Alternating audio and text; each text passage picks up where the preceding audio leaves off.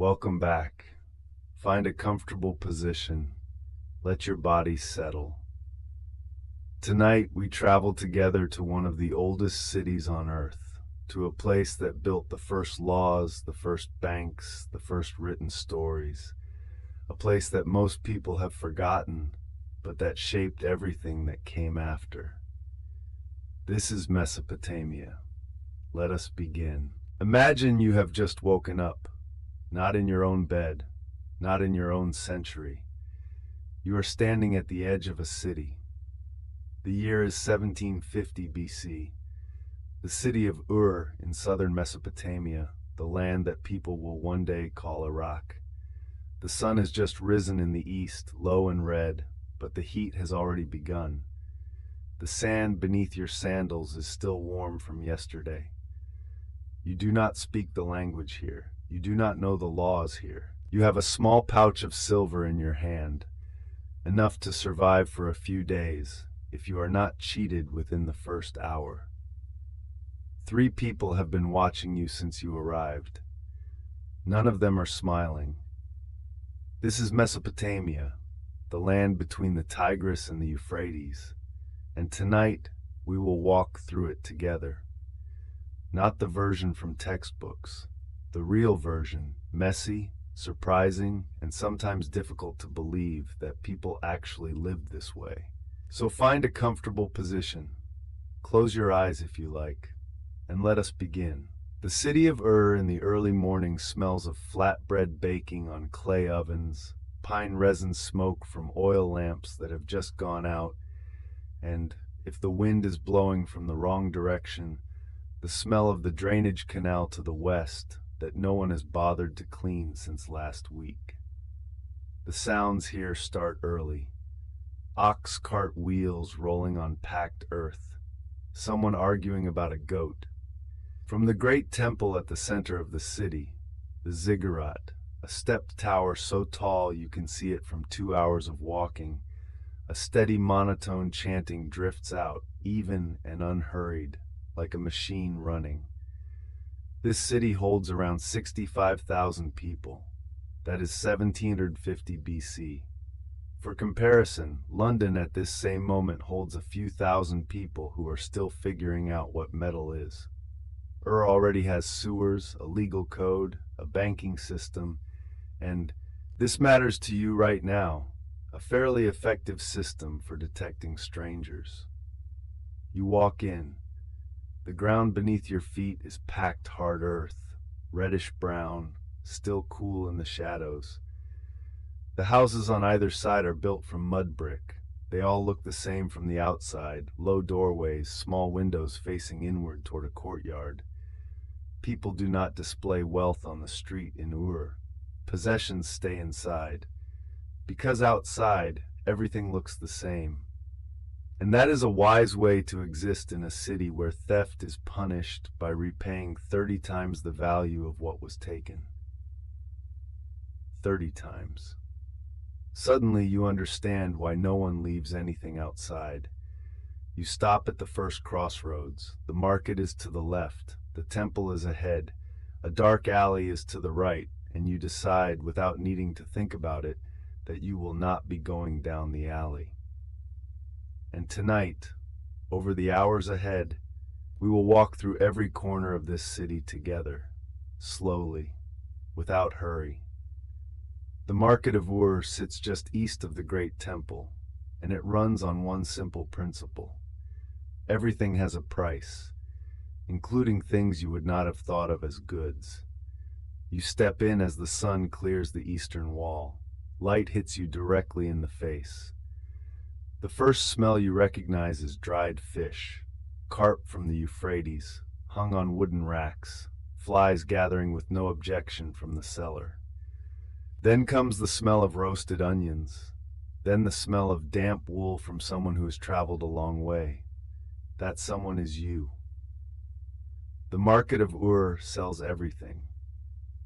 Barley, the basic unit of currency, paid by volume, not by weight. Sesame oil, used for cooking, for lamp fuel, for dressing hair, and according to certain clay tablets that archaeologists would find thousands of years later, for giving as gifts to a loved one during festivals. Linen from the north. Copper from Anatolia. Cedar wood from Lebanon, so expensive that only the temple and the king could afford it. And sometimes people recorded the fact on clay tablets just to make sure everyone knew they had used cedar. This was the civilization that invented record keeping, and they recorded everything. The man sitting to your right, middle-aged, rough cloth tunic, pressing a reed stylus carefully into a small piece of wet clay, is the accounting clerk of a merchant. That piece of clay is an invoice. When the clay hardens, the invoice cannot be changed. No one can say, "I don't remember how much I owed," when the evidence sits in your hand and is as hard as stone. They had essentially invented the indelible email 4,000 years before email existed. You look around and realize, this market is not just a place for buying and selling. It is where information moves. Who just returned from a trading journey up the river? Who just lost a bull? How King Hammurabi's new law, carved on a basalt stone taller than a man, standing in the city square, had changed the penalties for commercial fraud.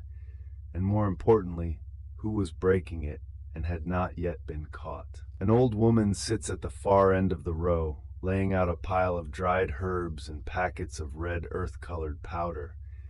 You cannot tell if she is selling medicine or selling charms. The distinction in Mesopotamia is not entirely clear. The doctors here are also priests. The priests are also astronomers. The astronomers are also the accountants of the temple. Every role overlaps the next, like layers of mud brick building a wall. You buy a loaf of flatbread, dense, slightly salty, baked on clay.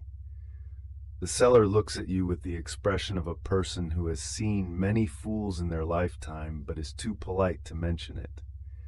You sit down at the edge of the market. You eat. You listen. And the city quietly begins to tell you its story. You cannot avoid looking at it.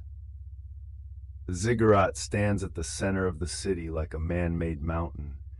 7 tiers of mud brick, each level smaller than the one below, the topmost platform lost in the white light of midday.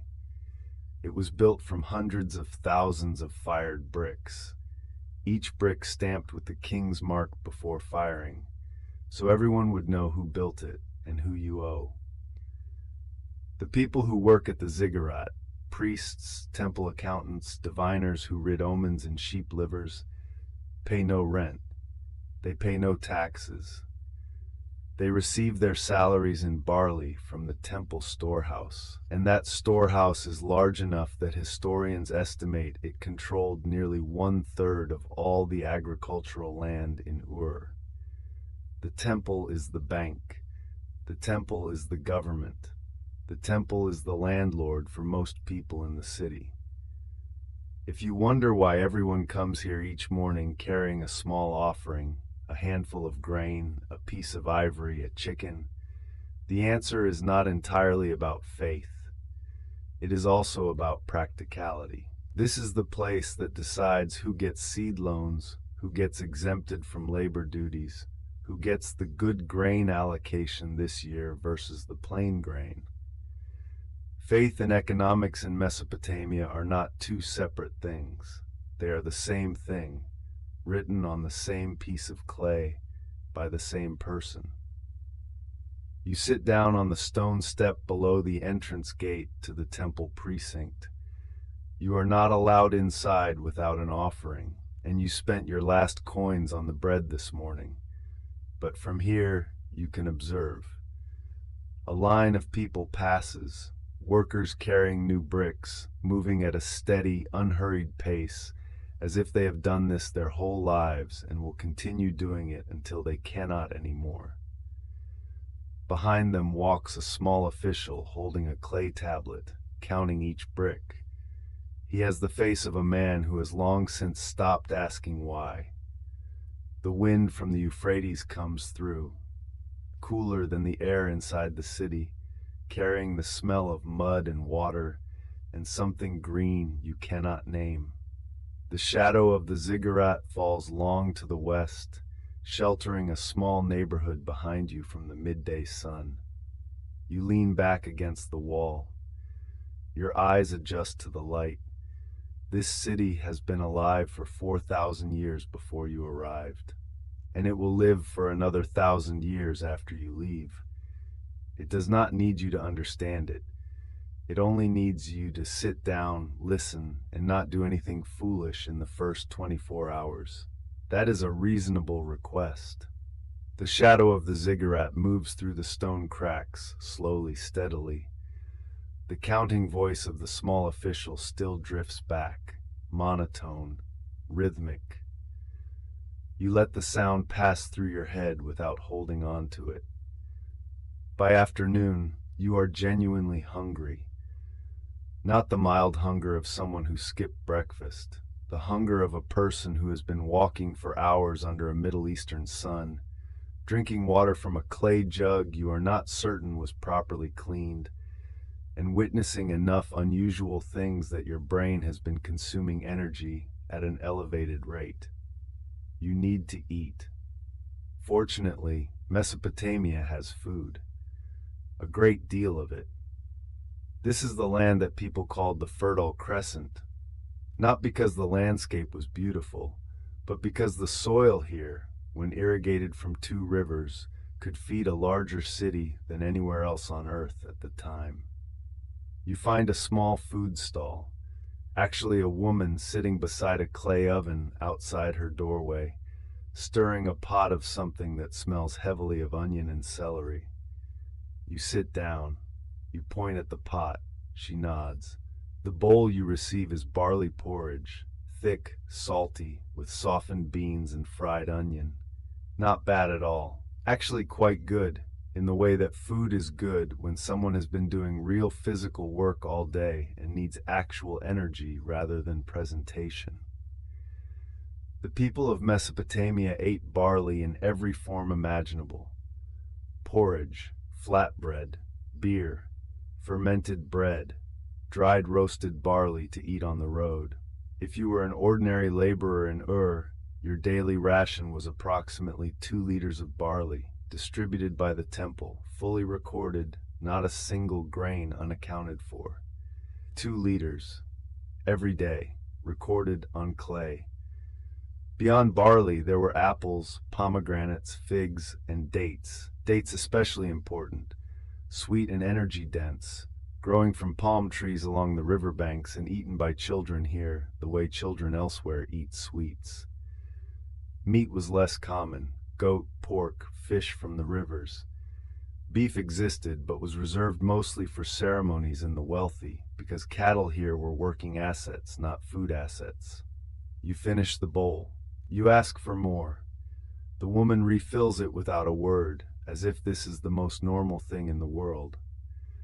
The man sitting next to you, a potter, dried clay still on his hands, is eating the same thing and drinking from a small clay jug. Beer, barley beer, thin and slightly sour, drunk through a long reed straw to filter out the sediment. The people of Mesopotamia drank beer daily, in the literal and legal sense of the word. Beer rations were distributed alongside the barley from the temple storehouse. Workers received beer, soldiers received beer, priests received beer, but a better quality. If you want to understand a civilization, look at what they distributed equally to everyone. In Mesopotamia, that was barley and beer, which means they figured out what mattered fairly early. The afternoon begins to soften. The shadows of the buildings grow longer. The smell of cooking from all along the street spreads out, mixing into a shared smell of life continuing normally, the way it has every afternoon before this and every afternoon after. You set your bowl down, full warm, and beginning to feel that this is not a place too strange to understand. You find yourself wondering what life looks like inside those houses. From the street, they reveal nothing. mud brick walls, low wooden doorways, no windows facing outward. But when an older man, the owner of the house near the market where you bought bread this morning, waves you in to rest a while in the shade, you understand. Inside is a central courtyard open to the sky. All the rooms face inward toward this courtyard. Bedroom, kitchen, a small family shrine in the corner to the right. Sunlight falls directly down the center shaft, but the walkways around the edge are cool and shadowed. This is an architecture that solved the heat problem 3,000 years before air conditioning. Hot air rises through the open shaft, cool air moves in from the ground below, and continuous shade surrounds all living areas. Actually, very intelligent. The courtyard has a small well, several clay pots of plants, celery, onion, one small tree you do not recognize. In one corner is a clay bread oven, still warm from the morning. And in the middle of the courtyard, on a woven straw mat, a small dog is sleeping in the way that only dogs can sleep, completely indifferent to every event occurring around it. The people of Mesopotamia kept dogs. They named their dogs. Archaeologists have found small clay dog figurines buried beneath house floors, not to catch rats, but to protect the home from evil spirits. The dog sleeping in front of you has no idea it is performing a historical function. The man pours you a cup of water from a clay pitcher. Cool. You drink. You thank him with a nod, because that is the language that requires no translation. He sits down across from you and begins repairing a sandal, cowhide, thick sole, linen cord straps.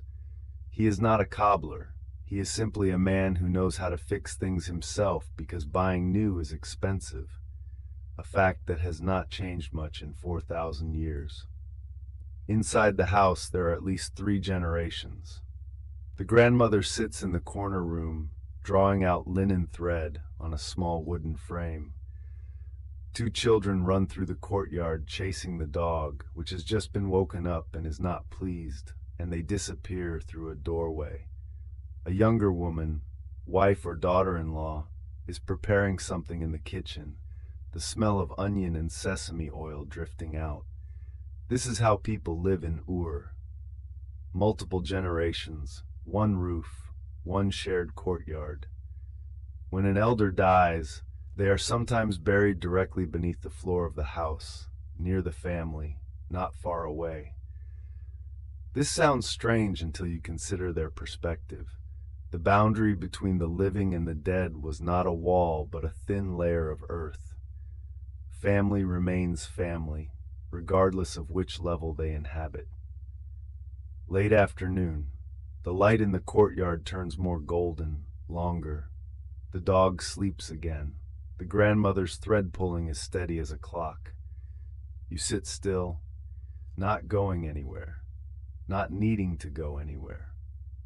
On your second morning, you hear about a legal dispute, not because you went looking for one, because it is happening directly in front of you, outside the temple gate, which is precisely where the law of Hammurabi requires all disputes to be resolved, in the presence of officials and witnesses. A builder is standing before a minor official. His voice is tight as a drawn rope. The story, piece by piece, through expression and gesture, since you cannot follow the words, gradually takes shape. He built a house. The house collapsed. The owner was injured. And now someone needs to be held responsible. This is not an argument. It is something already decided and inscribed on a black basalt stone nearly 3 meters tall, standing in the city square for anyone to read. The Code of Hammurabi, 282 laws. Issued around 1754 BC by King Hammurabi of Babylon, one of the first written legal codes in human history, and it is not vague. Law 229. If a builder built a house and the house collapsed and killed the owner, the builder shall be put to death. Law 230. If the collapse killed the son of the owner, the son of the builder shall be put to death. Law 231. If the collapse killed a slave belonging to the owner, the builder must provide a slave of equivalent value. This is construction liability law, invented in 1754 BC. More than 3,000 years before any society in Europe would think to formalize the same concept. The builder standing in front of you is having a very bad morning. But the interesting thing about the Code of Hammurabi is not the punishments, though they are worth noting. The interesting thing is that it exists at all. Before Hammurabi, power depended on who was holding the largest weapon. With Hammurabi, power had to justify itself in writing, and everyone, including the king, was bound by the same written text, in theory at least. The minor official writes something on a clay tablet. The builder watches with the expression of someone doing rapid mental calculations. You do not know how this particular dispute ends, but you know one thing. In this place, at this moment, there is at least one stone that says no one is allowed to simply decide the rules for themselves. That was a rather large step forward. The sun begins to sharpen. You leave the square, step into the shadow of a narrower alley, and keep walking. The Code of Hammurabi protects people, but not all people in the same way. This is what you realize when you walk deeper into the southern quarter of the city, where the houses are smaller, the streets narrower, and the looks people give you are more guarded. In Mesopotamia, society was divided into 3 clear tiers. At the top were the awilu, free citizens, landowners registered with the temple. In the middle were the mushkenu, free but landless, hired workers living by labor contracts written on clay. At the bottom were the wardom, the enslaved. But slavery in Mesopotamia did not look like the slavery you might picture from other histories. This does not mean it was significantly better, but it was different. Enslaved people here could own property. They could marry free persons. They could, and this is explicitly recorded in the code, buy their own freedom if they accumulated enough resources. If an enslaved person was killed or injured by someone other than their owner, that person owed compensation to the owner, the same as damaging property of value. Not because the enslaved were seen as full persons, but because they were valuable assets, and assets were protected by law. Progress and cruelty existed side by side on the same stone. But what you are seeing in this alley is not the enslaved. It is something in some ways worse, the debt servants. In Mesopotamia, when you could not pay a debt, you or a member of your family could be taken by a creditor to work off the debt, for a maximum of 3 years per the Code of Hammurabi. After 3 years, regardless of whether the debt was repaid, they had to be released. This provision sounds humane, and compared to many societies at the same moment in history, it genuinely was. But the woman sitting in front of the last house in the alley, staring at the opposite wall with the hollow look of someone counting down days, you do not need to understand Sumerian to know she is counting. You stand still for a moment, then you move on. Not every truth about a civilization is easy to look at, but this is what makes Mesopotamia more interesting than mythology. It was real. Complicated, contradictory, sometimes brutal. Like every human society that has ever existed, the late afternoon light turns gold over the low rooftops. You turn back toward the main road. You wake on the 3rd morning with a mild stomach pain. The water yesterday, or the fish. Possibly both. This is when you realize that being ill in Mesopotamia is not like being ill at home. You do not have a doctor in the sense you know. You have two options: the Asu, the practicing physician who uses herbs and physical procedures, and the Ashipu, the exorcist healer, who determines whether your illness has a spiritual cause. Usually, you need both. The people of Mesopotamia believed illness had two possible origins: physical and supernatural. A stomach pain could be from bad food, or it could be because you accidentally offended a deity, or both simultaneously. The logical approach, therefore, was to treat both. The Asu for the neighborhood you are staying in is a middle-aged man named Nabu Ikisham. You learn his name from a neighbor who points to the house with bundles of dried herbs hanging by the door. He carries a small cloth bag that smells strongly enough that you decide not to ask what is in it.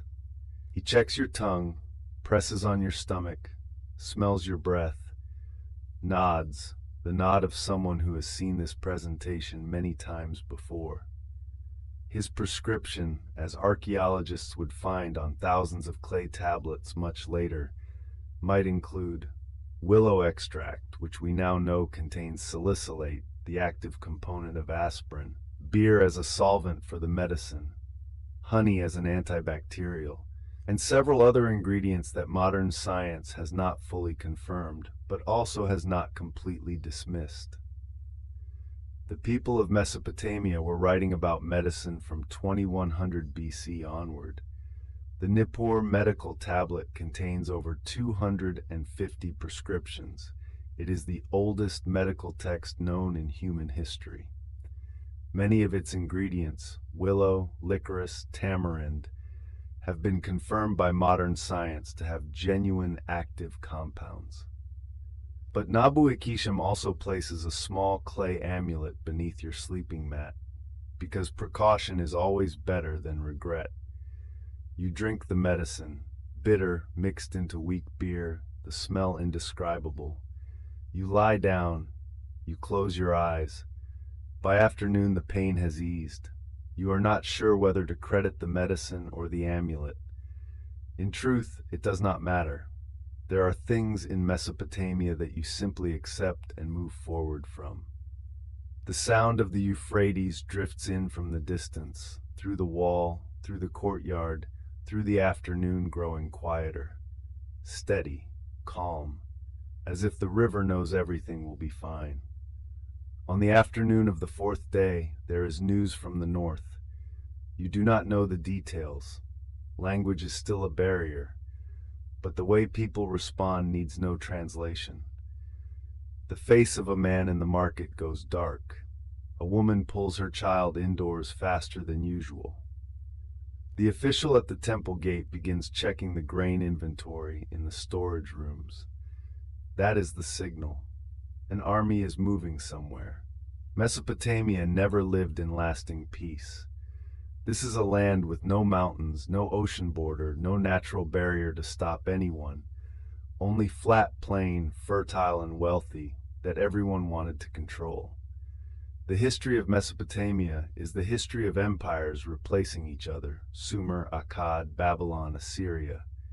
Each empire displacing the last, not through persuasion, but through armies.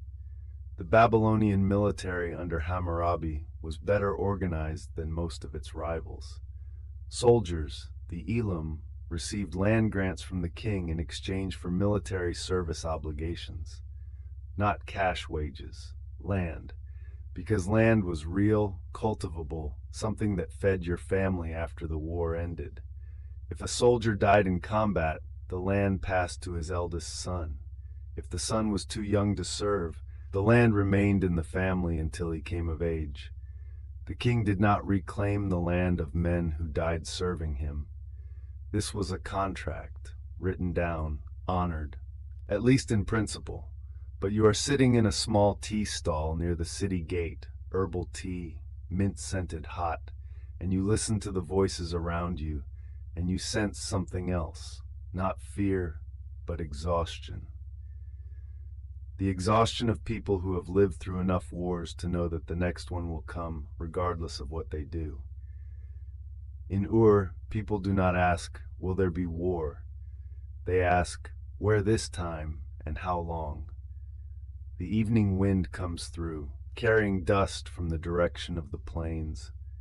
You finish your cup of tea, set it down, look toward the city gate, where people are still passing normally, trading, talking, as if news from the north is simply weather.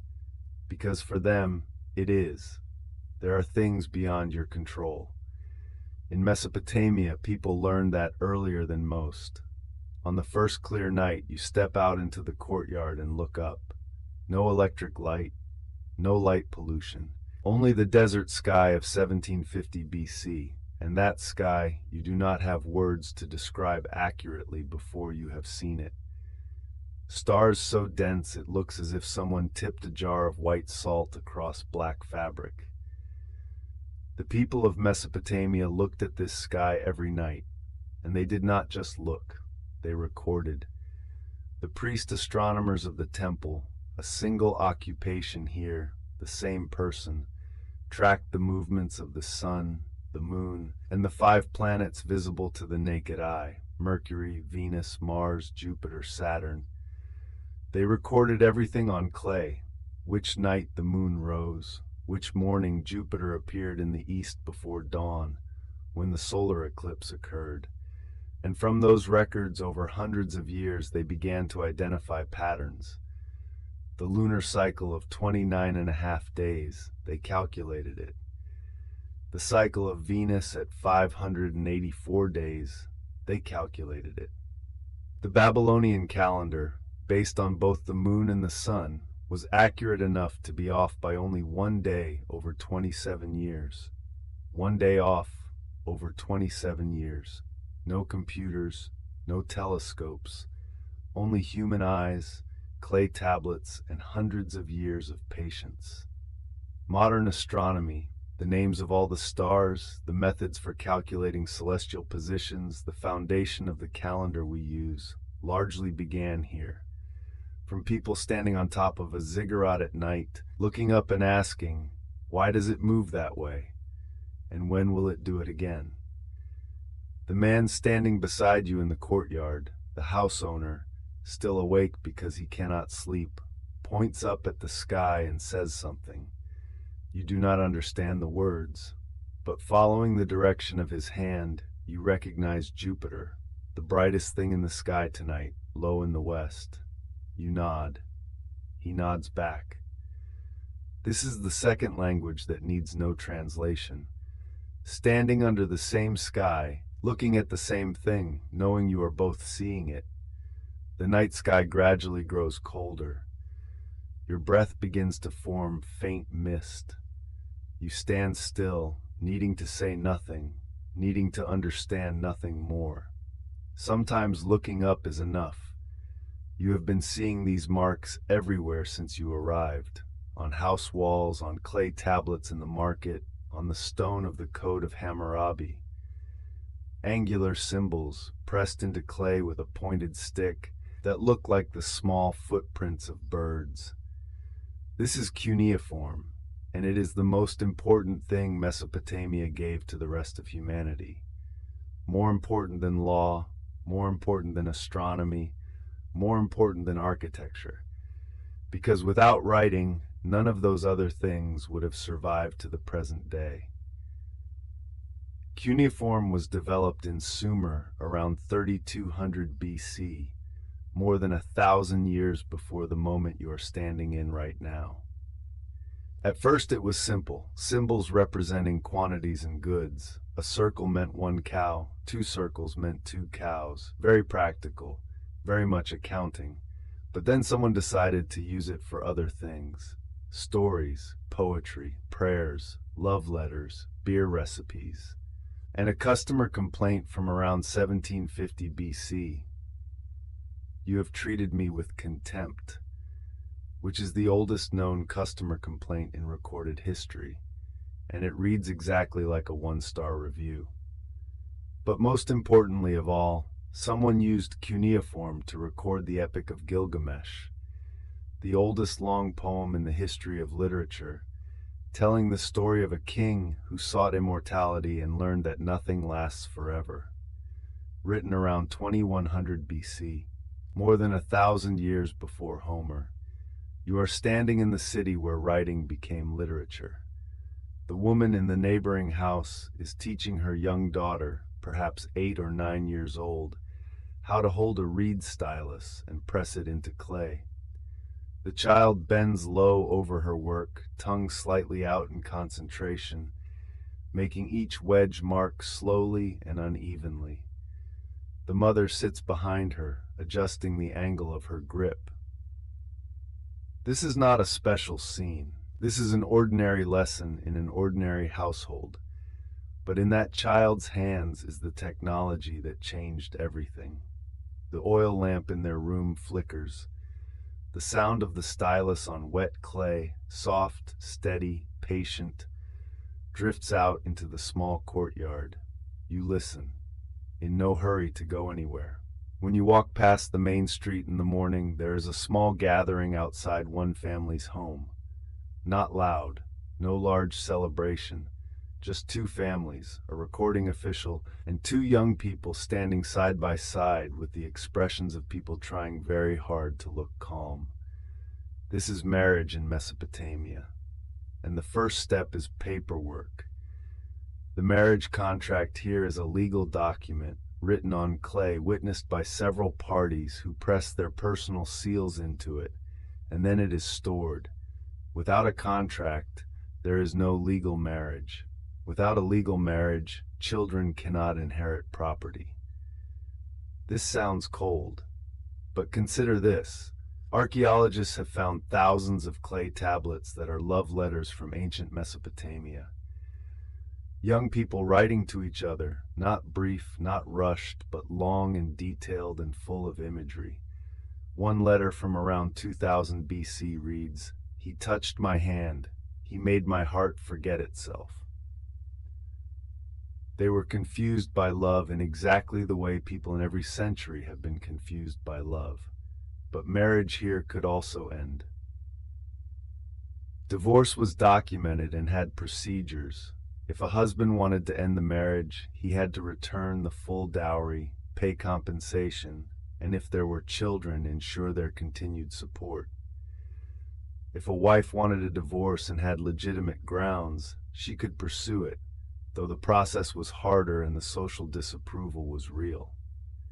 Not perfect, but compared to most societies at the same moment in history, not without rights either. The official sets down the clay contract. The 2 young people press their thumbprints into it, fingerprints, since not everyone had a personal seal. The mother of the bride stands behind them and quickly wipes her eyes, thinking you did not notice. You noticed, and you smile without needing to explain yourself to anyone. Some scenes do not change in 4,000 years. There is something the people of Mesopotamia did before any other civilization that you need to know about. 2 things, actually, and they are more connected than you might expect. Beer and banking. Beer in Mesopotamia was not a leisure drink. It was currency, food, medicine, and religious offering, all in one clay jar. The oldest clay tablet recording a beer recipe has been dated to around 3400 BC. This was not a cookbook. It was an economic document recording distribution, storage, and pricing. At least 19 different varieties of beer are recorded in Babylonian texts, from the plain working-class beer to the temple's golden beer to a special variety brewed with honey and dates for ritual ceremonies. Each had a different price, a different quantity standard, and a different intended recipient. This was supply chain management. 4,000 years before the concept existed. But beer is only part of the story. The other part is the bank. The Temple of Ur was not only a place of worship, it was the financial center of the entire region.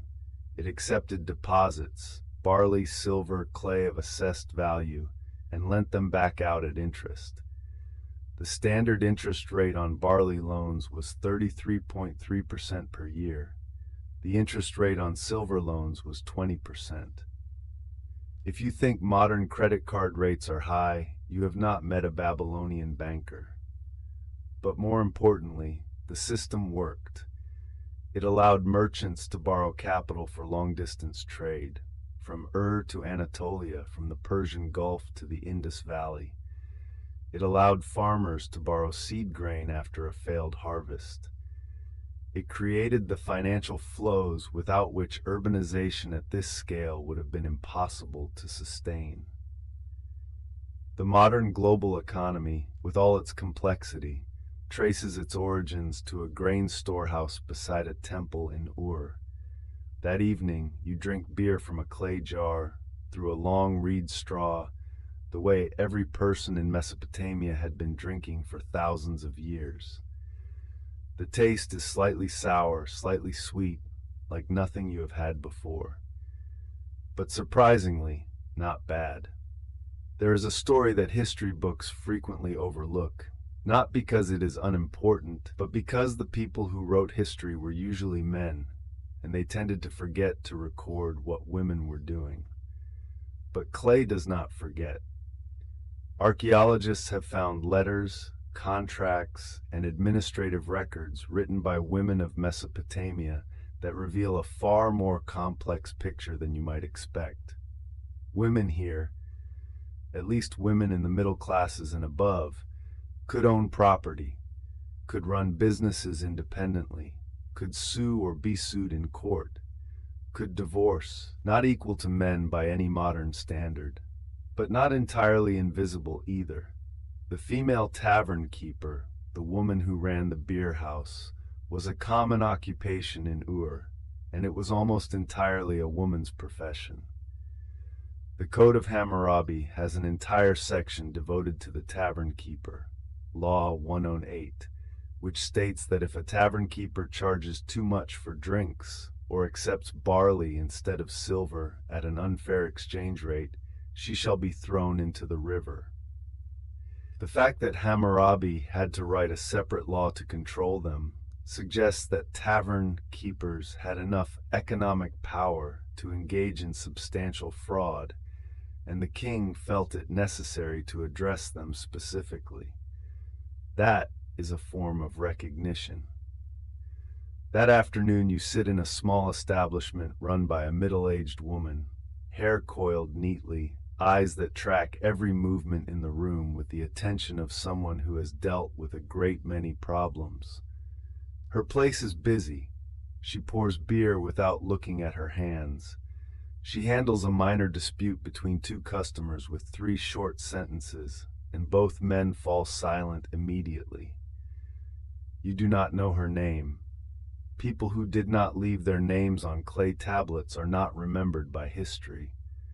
But she is sitting here, running a business, raising a family, in a world where that was not always straightforward, and she is doing it well. The sound of conversation in the tavern is steady, warm. The oil lamp flickers in the draft from the doorway. The smell of beer and bread and pine resin smoke mixing into the smell of a life continuing normally. You take another sip. Let your back rest against the wall. No hurry to be anywhere. That evening, the man of the house tells you a story. You do not understand everything. Language is still a wall between you. But he tells it with his hands, with a voice that rises and falls with each character, with eyes that change expression as the story moves, and you begin to recognize pieces. This is the story of Gilgamesh. Gilgamesh was the king of Uruk, a city not far from Ur, larger, older. He was 2 parts god and 1 part man, according to the legend. He built the highest city walls in the region. He fought monsters that no one else dared face. He had a best friend named Enkidu, wild and strong as a bull, and when Enkidu died, this is the moment when the old man's voice drops lower. Gilgamesh understood something he had never had to think about before, that he would die too. He abandoned his throne. He went looking for immortality. He crossed dark mountains, crossed a sea of death, found the one man who had ever been given eternal life, Utnapishtim, the survivor of the great flood. And Utnapishtim told him, "There is a plant at the bottom of the sea that can restore youth." Gilgamesh dove down, found it. He held it in his hand, exhausted and happy, and stopped by the shore of a lake to rest. A snake slipped out from the grass and ate the plant. Gilgamesh returned to Uruk empty-handed. No immortality. No answer. Only the city wall he had built, standing then, still standing after he was gone, and the people living inside it continuing to live. This was the lesson of the story. Immortality is not in a plant beneath the sea. It is in the things you build, in the people you leave behind. This story was written around 2100 BC, before the Bible, before Homer. It contains a great flood, a boat, a single survivor, details you will recognize from many later traditions.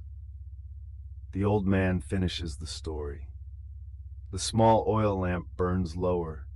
The sound of the Euphrates drifts in from the distance. You sit quietly for a moment, then you nod, because you understand. Not every word, but the thing that mattered most.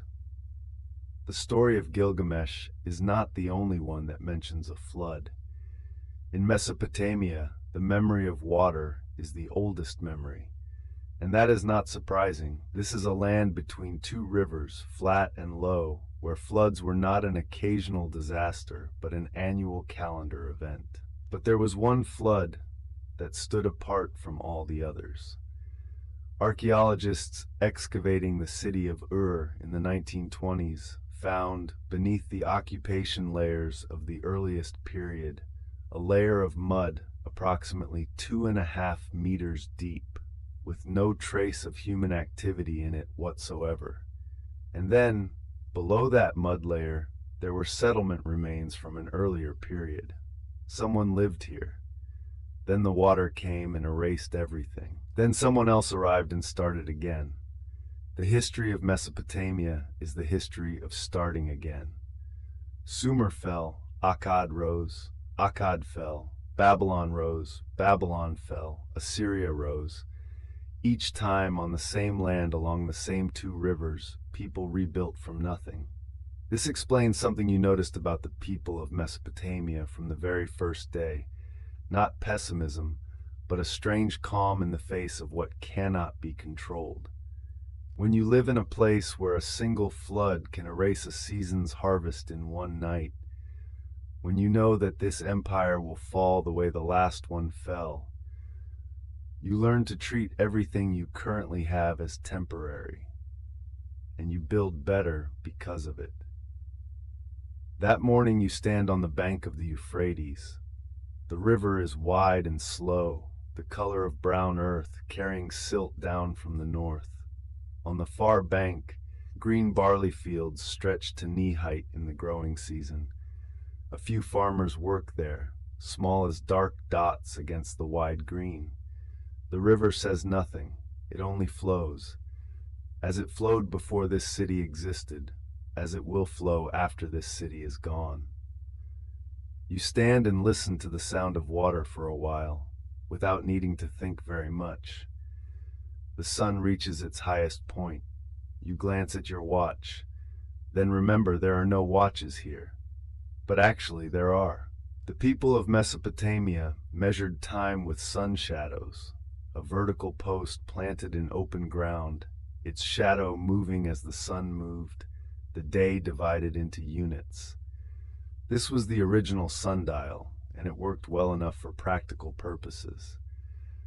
But more importantly, they divided the day into 24 hours, each hour into 60 minutes, each minute into 60 seconds. Read that again. 24 hours, 60 minutes, 60 seconds. These are not natural numbers. There is no physical reason why a day must be 24 hours or an hour must be 60 minutes. The people of Mesopotamia chose the number 60 because it divides evenly into many other numbers. 2, 3, 4, 5, 6, 10, 12, 15, 20, 30. When there are no calculators and all arithmetic must be done by hand, a number that divides into many things is the most useful number you can have. The last time you looked at a clock today, what time was it? The unit of measurement was decided by Babylonian mathematicians 3,000 years ago.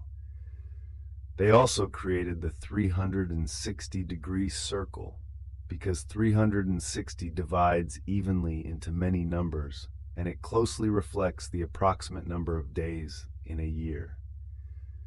The flat geometry you learned in school, angles, triangles, areas, traces its origins to mathematical clay tablets from Ur and Babylon. The Plimpton 322 tablet, found in 1900 and now sitting in New York, records sets of Pythagorean numbers, the mathematical relationship between the three sides of a right triangle, from around 1800 BC, more than 1,000 years before Pythagoras was born. Your mathematics teacher called it the Pythagorean theorem. The Babylonians called it obvious. The midday is quiet. The sun stands at its peak. People rest indoors. The city breathes more slowly, like a person in the middle of a deep nap. You sit in the shade of a wall and watch the shadow of the sun move across the marked ground. Slowly, 1 unit at a time, 1/60th of an hour, exactly as the Babylonians intended.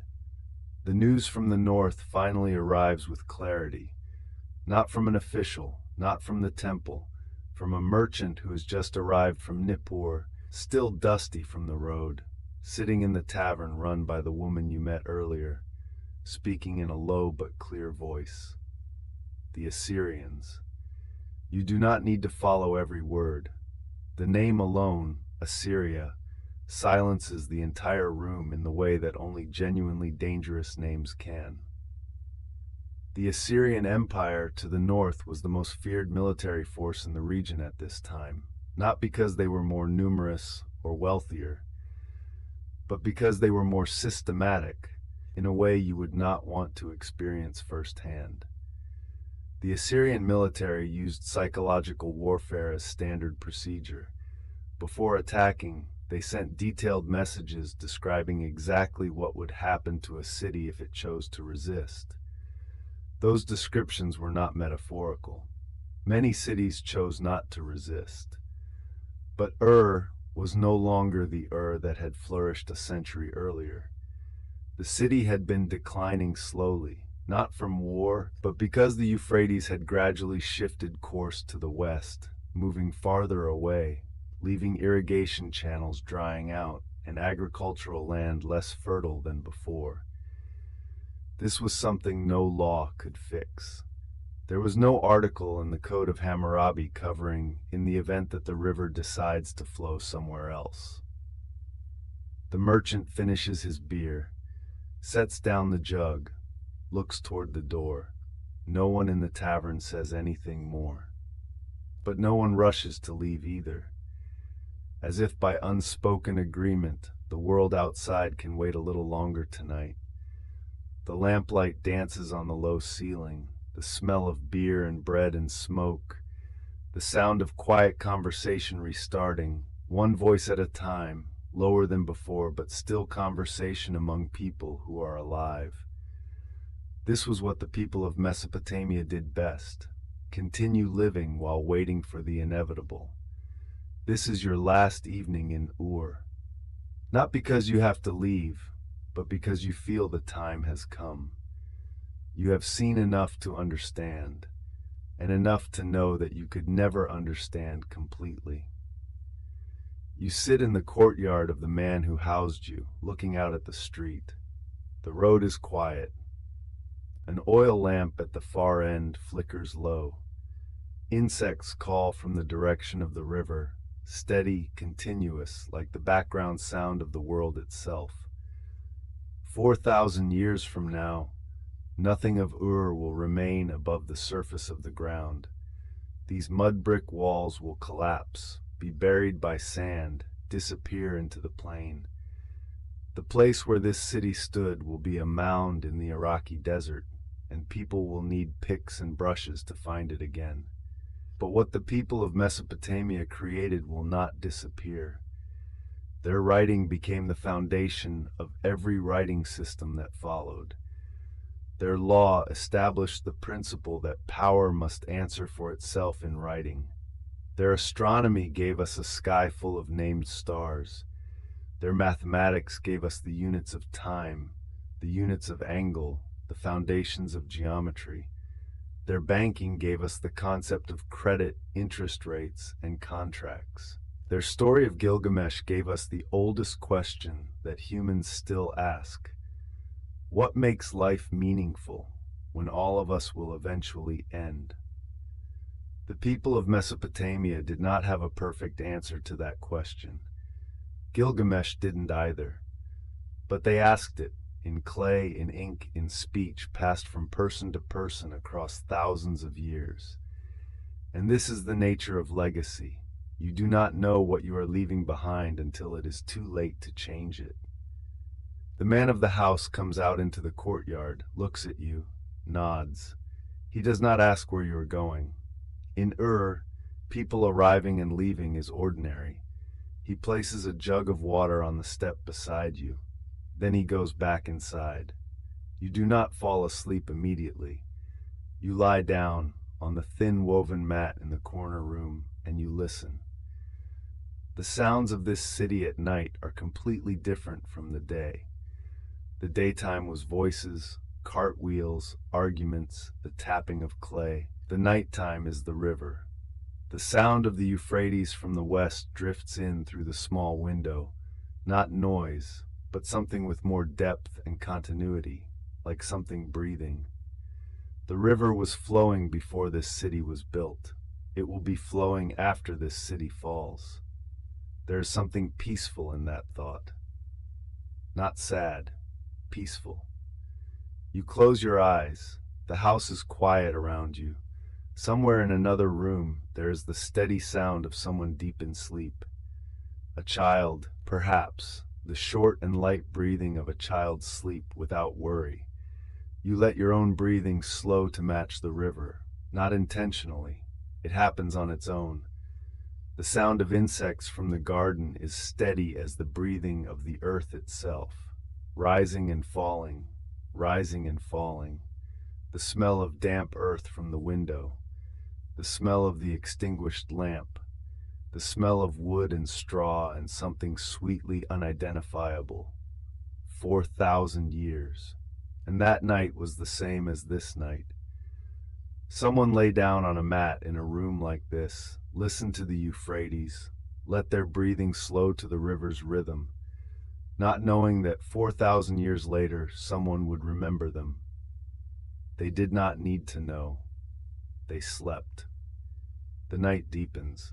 A wind begins from the north, light at first, just enough to lift the thin cloth hanging at the window.